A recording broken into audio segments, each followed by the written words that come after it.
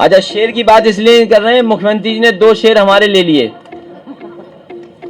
अभी सुनने में आया है कि लखनऊ से कोई एक ऑर्डर निकला है।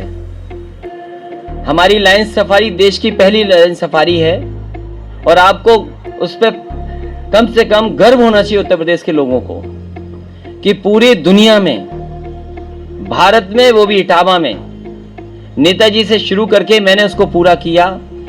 फर्स्ट ब्रीडिंग सेंटर है एशियाटिक लायंस का। वो कहानी आपको याद होगी कि कहां से शेर आए, कौन सी शेरनी, क्या लकड़बग्गे। वहां पर पहला ब्रीडिंग सेंटर बना और शेर पैदा हो रहे हैं। भारतीय जनता पार्टी ने 4 साल से उस लाइन सफारी को शुरू नहीं किया, और इसलिए नहीं शुरू किया क्योंकि वो जानते हैं कि लोग आएंगे और तारीफ समाजवादी पार्टी की होगी। सरकारें दोनों उनकी हैं, सीजेडए को परमिशन देनी है, सेंट्रल जू अथॉरिटी को परमिशन देनी है, वो परमिशन नहीं दे रहे हैं। उत्तर प्रदेश के मुख्यमंत्री जी नहीं चाहते कि लाइन सफारी चालू हो। और देखो, जब शेर चाहिए थे तो वहीं से 2 शेर, एक शेरनी लेके जा रहे हैं अपने चिड़ियाघर में। हमारे मुख्यमंत्री जी को यही फर्क नहीं पता है कि जू क्या है, सफारी क्या है। अगर यही जानते होते तो शेर को क्यों छोटे पिंजड़े में डालोगे? शेर रहता है खुले बड़े इलाके में, तो वो इलाका है हमारा चंबल का, यमुना का, वही जो जहां पर आज लाइन सफारी है। उत्तर प्रदेश का वोटर समझदार है, इस बार वो देख रहा है 100 नंबर गाड़ी जो 112 हो गई। बताओ अच्छी योजना थी कि नहीं थी? एम्बुलेंस चल रही थी कि नहीं चल रही थी? वर्णा कॉरिडोर, आपके फ्लाईओवर्स, आपके 4 लेन 6 लेन, आपका पूर्वांचल एक्सप्रेस समाजवादियों ने दिया। ये जो 1 मिनट जो प्रधानमंत्री जी से शिलान्यास कराया गया, पूरी जमीन समाजवादी पार्टी ने ली थी। उसका अलाइनमेंट समाजवादी पार्टी का है। टेक्निकल जितना भी डॉक्यूमेंट्स तैयार करने थे वो समाजवादी सरकार के थे। अरे हमारे मुख्यमंत्री तो जानते नहीं है फ्लाईओवर कहां बनना है, कलवर्ट कहां बनना है, वे साइड एमिनिटीज क्या होती हैं, मीडियन क्या होता है। अरे हमारे मुख्यमंत्री जानते ही नहीं, इसलिए 4 साल से ज्यादा समय लगा दिया। और दुर्भाग्य इस बात का है कि एक्सप्रेस वे से बनारस को नहीं जोड़ा गया। इससे बड़ा दुर्भाग्य क्या हो सकता है? आपके जोड़ने में कितना टाइम लगेगा? गाजीपुर में जिस हिस्से से जा रहा है, अगर एनएचआई के अलावा एक्सप्रेस वे से जुड़ जाता तो सोचो आप कैसी बात होती। तो आपको भी वही एक्सप्रेस वे पे चलने का मौका मिलता जिस तरीके से आप दिल्ली से लखनऊ चले जाते हो और 200 की भी स्पीड पता नहीं लगती कहां जा रही है। सबसे ज्यादा मेडिकल कॉलेज, सबसे ज्यादा 4 लेन 6 लेन, बिजली का काम। आप मुझे बताओ, बनारस में अंडरग्राउंड केबलिंग किसने दी? वर्णा किसने दी? किस मोहल्ले में लैपटॉप दिया कि नहीं दिया? गाजीपुर में मेडिकल कॉलेज किसने दिया? गाजीपुर में ताड़ी पार वाली सड़क किसने दी? यहाँ पे जो ब्रिजेस हैं वो किसने दिए? घाट किसने दिए? घाट पे गाना किसने दिया? बिजली 24 घंटे किसने दी? और हमारी मत मानो, अपनी मत कहो, वो जो बुजुर्ग हैं जिन्हें रिटायर कर दिया, अरे जो बुजुर्ग हैं, श्यामदेव चौधरी जी है, सुनिए 1 मिनट।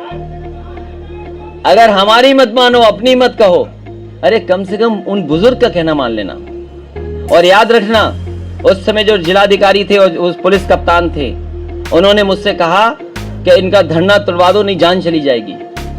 क्योंकि भूख हड़ताल पे बैठ गए इसलिए कि प्रधानमंत्री जी के क्षेत्र में बिजली नहीं आ रही है 24 घंटे। जब मैं उनसे मिला, मैंने उनसे कहा, एक ही निवेदन मैंने उनसे किया। मैंने कहा क्योंकि प्रधानमंत्री जी का ये क्षेत्र है तो मैं आज ही 24 घंटे बिजली कर रहा हूं, लेकिन प्रधानमंत्री जी से ये कहना कि उत्तर प्रदेश का बिजली का कोटा बढ़ा दो।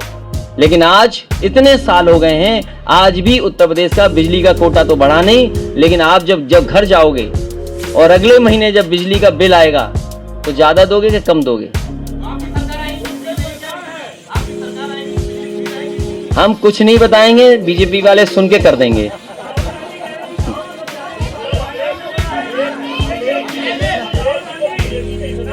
किसको? नहीं, हमें खौफ नहीं है, हमारे मुख्यमंत्री जी को लाल टोपी से खौफ है। और ये अगर आपका मोबाइल का लाल रंग देख लेना तो समझ लो क्या होगा आपके साथ।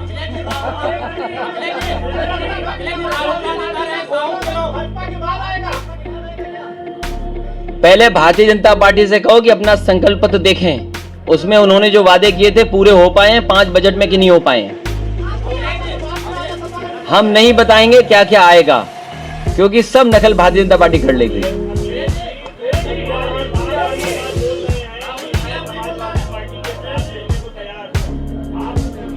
तो किसने रोका है? समाजवादी पार्टी ने कहा है कि छोटे दलों के लिए, सबके लिए हमारे पास गुंजाइश है। सभी छोटे दल, उनका दल नहीं है क्या? दल बोलो भाई, ये परिवारवाद वाली बात कर रहा है।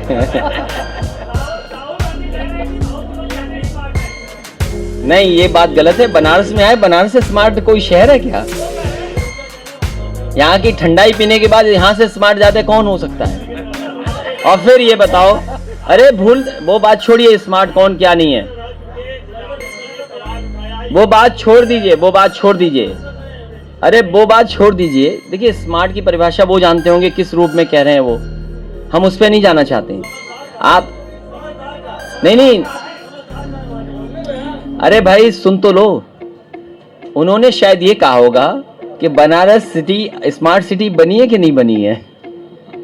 आपको स्मार्ट सिटी मिली कि नहीं मिली, वो कितने कदम आगे गया। और ममता बनर्जी से पूरा सहमत हूं कि ये भारतीय जनता पार्टी की रणनीति है कि ज्यादा से ज्यादा फेस में चुनाव कराया जाए, जिससे ज्यादा से ज्यादा परेशानी पैदा की जाए। और मैं एक बात और उसमें जोड़ूंगा कि आदरणीय ममता बनर्जी जी को यह कहना चाहिए कि पोलिंग एजेंट के अंदर हर पॉलिटिकल पार्टी का एजेंट होना चाहिए। अगर एजेंट अंदर नहीं हुआ तो उम्मीद नहीं कर सकते हो कि फेयर इलेक्शन होगा।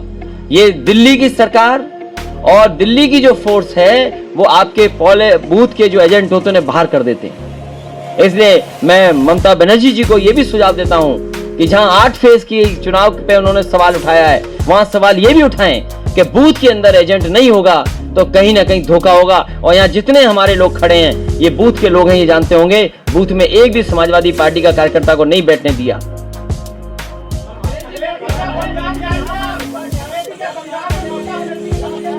मैं यहीं से जितने भी हमारे समर्थक हैं, शुभचिंतक हैं, जानने वाले, हम सबसे कहेंगे ममता बनर्जी जी का समर्थन करें, उन्हें जिताएं, फिर एक सरकार बनाएं।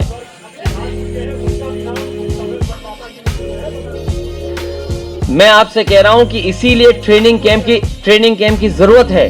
बीजेपी बहुत होशियार है, वोट बढ़ाना, वोट कटवाना, किसको कहां शिफ्ट कर देना, किससे कैसे मैनेज करना, उनके लोग करते हैं। इसलिए बहुत जल्दी समाजवादी लोग भी इसी तरह काम करेंगे, जिससे हमारे असली वोटर हो। नहीं तो चुनाव के दिन अगर लाइन में खड़े हो, पता लगा आपका नाम ही नहीं है उसमें।